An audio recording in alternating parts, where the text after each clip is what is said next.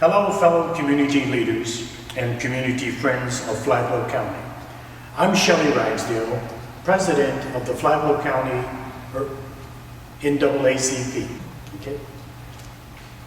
On behalf of the Flagler County National Association for the Advancement of Colored People, the NAACP, I extend warm welcome to you. Today is a very special day for all Americans, especially people of color. Today is Monday, January 18, 2021. We celebrated Dr. King's birthday, his legacy, and his efforts to push this country to live up to our constitutional rights of liberty and justice for all. Reverend Dr. Martin Luther King Jr., born in Atlanta, Georgia, on January 15, 1929, died in Memphis, Tennessee by assassination on April 4, 1968. Dr. King was buried on April 9, 1968 in Atlanta, Georgia, in the National Historic Park bearing his name. The Martin Luther King holiday was passed in 1983 to be observed on the third Monday of every January. MLK was a Baptist minister and social activist who led the civil rights movement in the U.S. from the mid-1950s until his death. He delivered many inspiring speeches, but his most famous speech was, "I have a dream." On August 28, 1963, Martin Luther King Jr. delivered this speech to a massive group of civil rights marchers gathered around the Lincoln Memorial in Washington, D.C. The "I have a dream" speech is repeatedly heard around the world, even to today. His "I have a dream" speech starts in part like this, and I quote, "I am happy to join with you today in what will go down in history as the greatest demonstration for freedom in the history of our nation. 50 years ago, a great American, Abraham Lincoln, on January 1st, 1863, in whose symbolic shadow we stand today, signed the Emancipation Proclamation. This momentous decree came at a great beacon of light of hope to millions of Negro slaves who had been seared in flames of withering injustice. It came as a joyous daybreak to end the long night of their captivity. But 100 years later, in 1963, the Negro is still not free. 100 years later, the life of the Negro is still sadly crippled by the manacles of segregation and the chains of discrimination. 100 years later, we live on a lonely island of poverty in the midst of a vast ocean of material prosperity. Dr. King created campaigns for change in this country. He had a broad economic and social vision, calling for unity and action in communities, as well as working through political engagement for change. Dr. King's dream speech was instrumental in getting the Civil Rights Act of 1964 passed. The march from Selma to Montgomery that Dr. King led with John Lewis and many others provided momentum for the Voting Rights Act that was passed in 1965. Voting rights protections still require further amendment today. Dr. King was awarded the Nobel Peace Prize in 1964 as he worked towards a more perfect union for America. The Dr. King Monument in Washington, D.C. is just a short walk from the Lincoln Memorial. Now, today, 158 years later in 2021, African Americans in large part still struggle for racial and economic equality in the American society. We continue to strive to march to legislate for the dream that Dr. King expressed. The day that Dr. King was assassinated was a dark time for many Americans, as well as for people outside of the United States. Over 50 years since Dr. King's passing, America has made many strides, but racial inequality and judicial injustice is still prevalent in our country today. Many people today see this as another dark time in the America's history. The recent deaths of many black men and women, including George Floyd and Breonna Taylor, the way that the COVID-19 pandemic has expressed healthcare system flaws and risks to frontline workers, all confirm that communities of color are being hit much harder than others. What would Dr. King think of this today? As we move forward into 2021, the words and actions of Dr. King continue to be a reminder of how we must work together at this time of unprecedented challenges in our country. COVID-19 and the insurrection at the Capitol are tragic events that threaten all Americans and highlight the need to work towards racial harmony for all. Let's work together. Continue to support political candidates to believe in our rights and issues. Continue to volunteer and support your neighbors and communities. Please continue to vote like you did in 2020. More people voted in 2020 than ever before. Dr. King would be proud that you exercise your voting right. I continue to be proud of our community. I was so proud to be a part of the 2020 marches and vehicle events where people participated from all ethnic backgrounds and races, all in support of racial equality here in Palm Coast and Bunnell. God is good. Thank you. Be healthy. Be safe. Shelley Ragsdale, President, Flagler County NAACP. Thank you.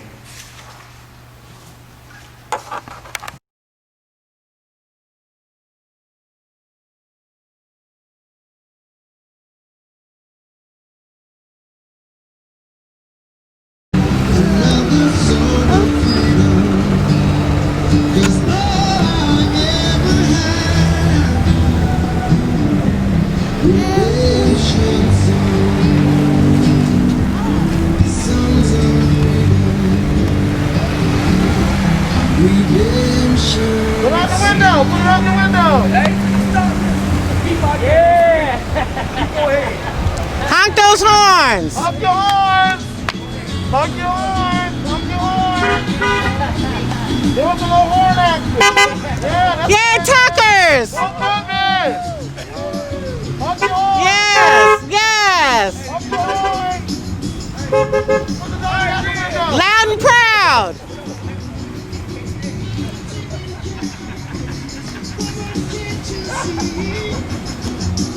Honk your horn! Hey, hey! Honk your horn! Honk your horn! Honk your horn! All the way! All the way!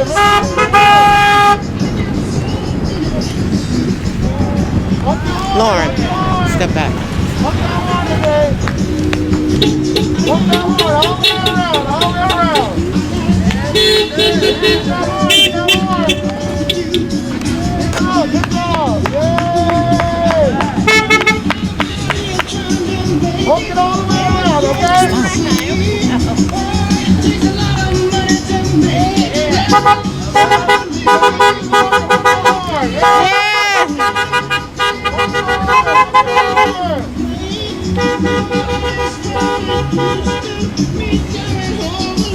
Let's see you honk that horn!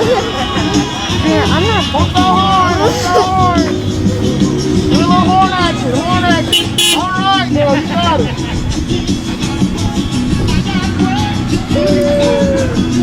Honk that horn for me, okay? That's it! Yes! Yay, Kenny! In the car.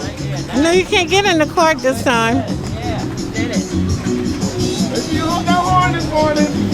All the way around. Yes. Go ahead, girl. Yeah. All right. Make sure you hold that horn. Good morning, you guys. Make sure you hold the horn. Okay, thanks for coming out, Jan. Yes. Hey, Stacey, can I get you moved down just a little bit? All right. Make sure you hold that horn. Yes. And throw that candy out. Don't eat all of it.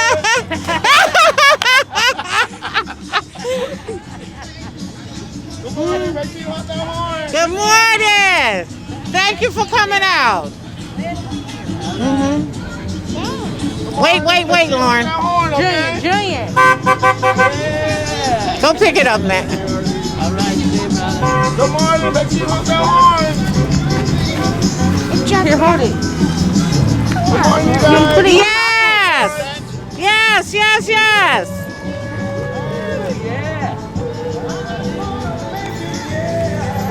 Come over there by the horn. Good morning. You got more candy? Yes. Give me some? Yeah.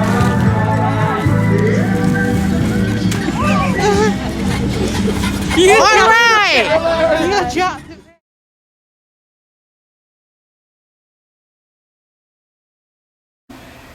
So some reflections on 1968.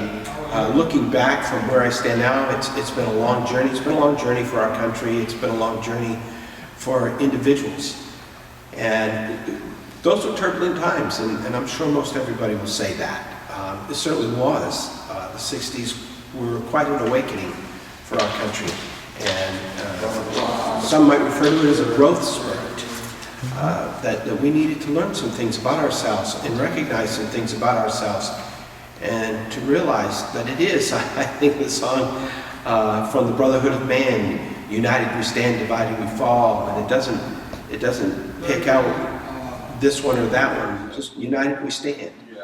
And it's important, I think, to remember these things. I get a little nervous about, people wanting to destroy things that symbolize our past. Even the bad things need to be remembered to help us not to repeat those things. Thinking back on 1968 and Dr. Martin Luther King's assassination, a sad time and a sad statement for our society here in America, in the most free country in the world. And we have things like this happening to us. But I do stand by what he most stood for. It's so important that we judge people on the content of their character and not the color of their skin, not the outward appearances that may cause some to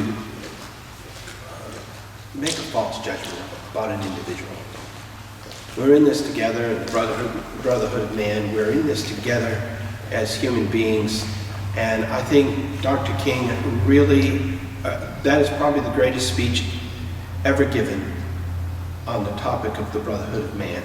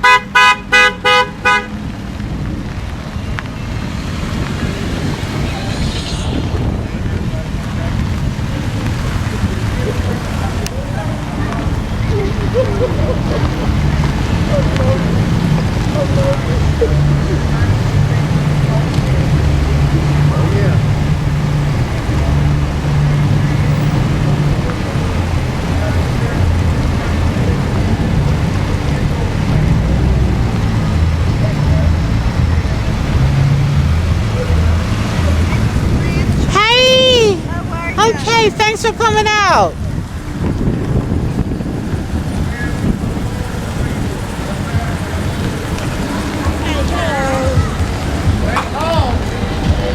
Okay. Hey, thanks for coming out. Thanks for having me. Stop, Mama. Pastor. Take their powers for granted.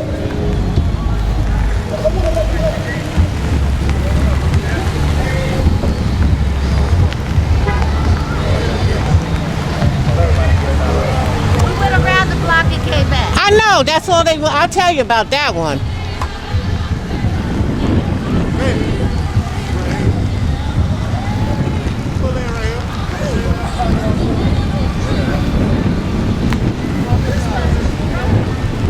Man,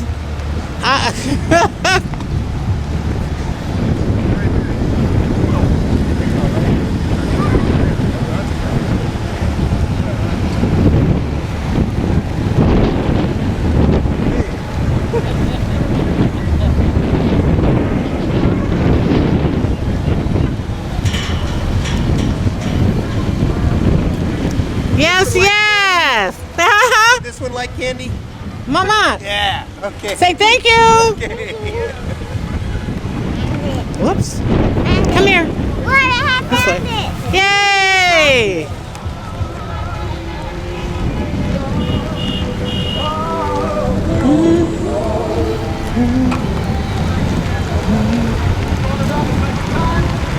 Huh? No, I'll tell you, they cut us off. Come back. Say hello, Tuckers. Yes. There you go. All right. You look good, sir. Honk the horn. Wave. Say honk the horn. There you go.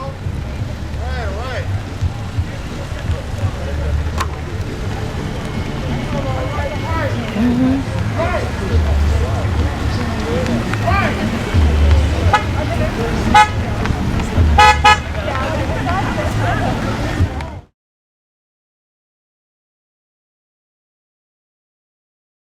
It's a glorious day.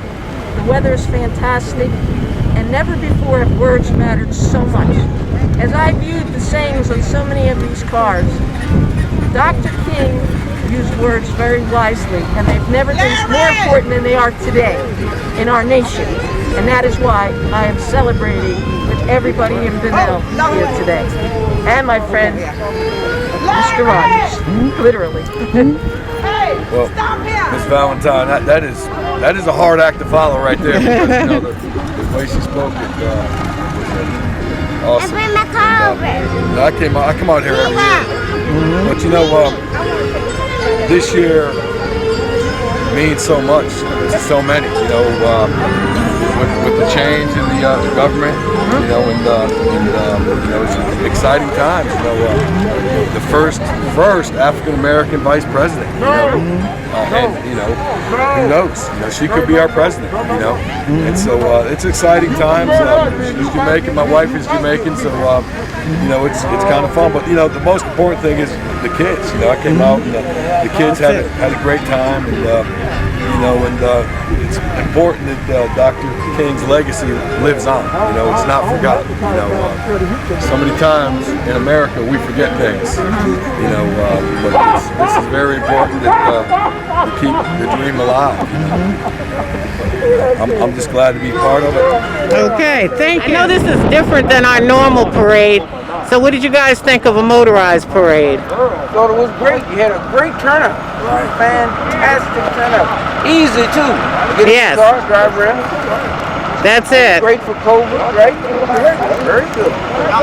That's it. We just didn't want, with all the other communities having their parades completely shut down, we didn't want Dr. King overlooked.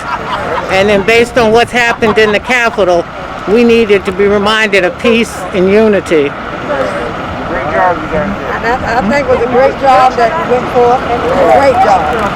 Yeah. I'd like to piggyback on what Mr. Lightfoot said. It was actually, the turnout was good. It was. Okay. Strategically, how can we have this event still honor MLK, right, and be safe at the same time?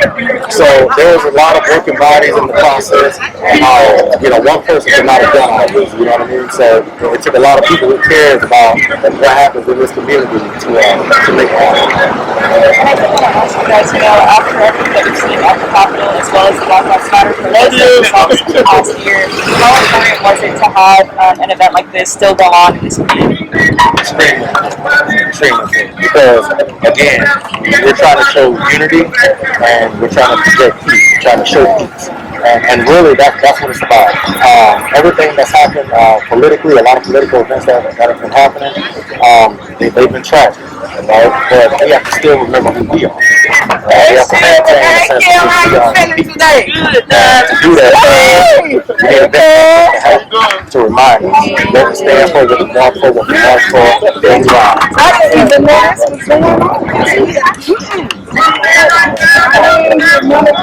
Well, we just being a native and the number and we need our youth to understand that we're here. We're functioning in a small community at a point where we stay peaceful. We become a lot better than what we have. Because we all need faith. And we all need stuff. That's my reason for being a part of it. As long as I have, strength to do that. And I'm trying to encourage younger people because they're our future. It's not about me, it's not about them. It's about coming together and sincerely, Dr. King. I wanted to ask, because I spoke to a family actually.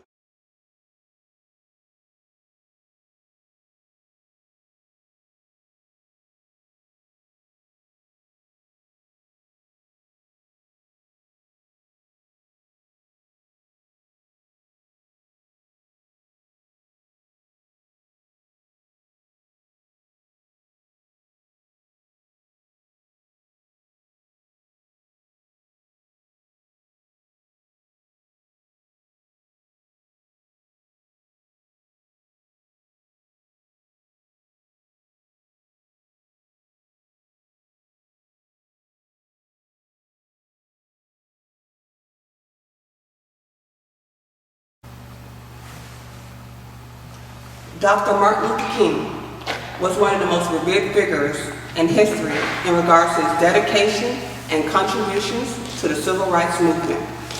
His teachings of nonviolence and love are known all over. But what if I were to tell you that in the eyes of some, Dr. Martin Luther King was a troublemaker or even a criminal in today's society? A society that determines your worth by a mugshot. What if I were to tell you that Dr. King himself was arrested 29 times? 29 times. He had more than his fair share of arrests than most of us will ever have in our entire lifetime. But I can also tell you, and I'm sure you already know, that the reason behind his detainment was something far bigger than himself. It spoke more for his character than it did against it. Dr. King purposely and intentionally put himself in the way for a greater good. Love cannot be present without justice, and justice cannot be present without love. Both depend on each other. Putting personal conscience into relevant and tangible action. For people of good faith, this means getting in the way when injustice surfaces, whether advocating for hungry families or civil rights and many other social changes. Words cannot be the only reaction to injustice.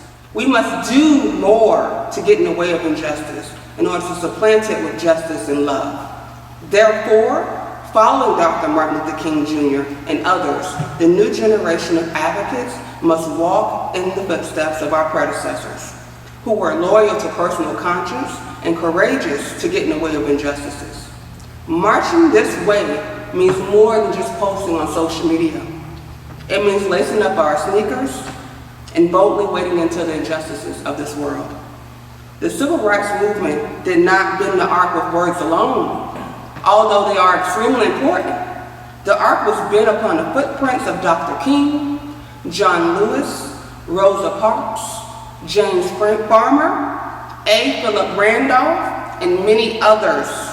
Their words and actions brought about the Civil Rights Movement, an act of 1964, and the Voting Rights Act of 1965. Who will walk across the bridge like Lewis? Who will refuse to give in to injustices like Rosa Parks? Who will preach love and justice like Dr. Martin Luther King Jr.? Who will speak out against economic injustices like Fannie Lou Hamer? Who will show us the way of nonviolent resistance like C.T. Vivian? Who will speak and step out for the next generation? As we mourn the loss of our icons and reflect upon their lives, let's also listen to their voices and remember their actions and cast our vision towards a more just future. The U.S. Representative John Lewis said, "Ordinary people with extraordinary vision can redeem the soul of America by getting in what I call good trouble, necessary trouble." The only way we can march forward will be with their memories in our hearts and the passion for getting in our own good trouble and necessary trouble. Writing in his 2017 memoir, Across the Bridge, A Vision for Change in the Future of America, U.S. Representative John Lewis also wrote, "Freedom is not a state, it is an act. It is not some enchanted garden perched high on a distant plateau where we can finally just sit down and rest. Freedom is a continuous action we all must take, and each generation must do our part to create an even fairer and more just society. In honor of their memory, it is time for the next generation to lace up and lead out to a more just society. Freedom, just like most things, come with great sacrifice. This call to action, this passing of the baton, rests upon your shoulders. What will you do with it?" Thank you.